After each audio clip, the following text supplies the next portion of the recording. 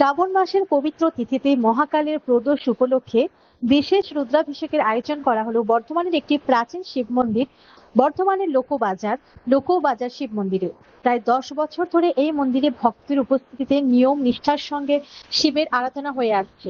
এদিন শিবের বিশেষ পুজো ও রুদ্রাভিষেকে অংশ নিতে দূর দূরান্ত থেকে ভক্তরা মন্দিরে উপস্থিত হন। পরিবারের মঙ্গল, সুখ, শান্তি এবং বিশ্ব কল্যাণের কামনায় অনেকেই শিবের সামনে বসে বিশেষ অভিষেক এবং পুজোয় অংশ নেন। আয়োজকদের পক্ষ থেকে জানানো হয়েছে, সিউড়ি, শিয়ালদহ, ভাতার সহ বিভিন্ন এলাকা থেকে ভক্তরা এই অনুষ্ঠানে যোগ দেন। প্রাণ প্রতিষ্ঠার পর মহারুদ্রাভিষেকের পাশাপাশি দেবী ও বজরংবলীর আহ্বান করা হয়। শ্রাবণ মাসের পবিত্র আহ্বানে শিবের মাথায় জল ও দুধ বিভিন্ন উপাচারে অভিষেক করে ভক্তরা প্রার্থনা করেন পরিবারের সুখ শান্তির পাশাপাশি গোটা বিশ্বের মঙ্গল হোক।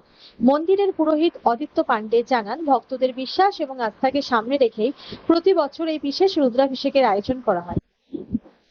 আজকে এই দ্বাদশ रुद्राभिषेक सावन पवित्र मासे आज प्रदोषे दिन यानी तेरादशी रहित प्रदोषे दिन आज के पुजो হচ্ছে দ্বাদশী অভিষেক রুদ্রাভিষেক।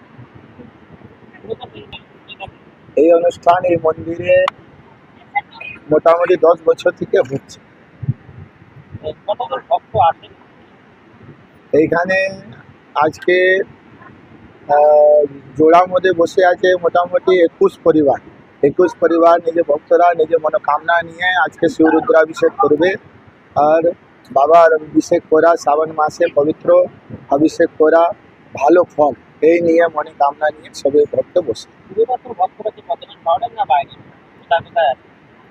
আমার এখানে আজকে 3টে ভক্ত বাইরে, একটা আমার সুরেশ বাবু যে ধুসকরা থেকে এসেছেন, আর একটা আমার শিয়ালদা থেকে সঞ্জিত শর্মা, আর একটা ভাতার থেকে আসার কথা ছিল কিন্তু কোনো প্রয়োজন পড়ে রমেশ খন্ডেলওয়াল উনি আসছেননি।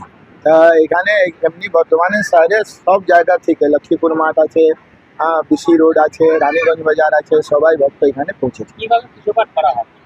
এইখানে শিবে আমি প্রাণ প্রতিষ্ঠা দিয়ে ওনার রুদ্রাভিষেক করব, ওর সাথে সাথে গণেশ, গৌরী, নবগ্রহ, বজরংবলী সবার আবাহন করে শিব মহারুদ্রাভিষেক করে সবার মনোকামনা বিশ্বে ভালো হোক, বিশ্ব শান্তি হেতু এই পুজোটা হচ্ছে।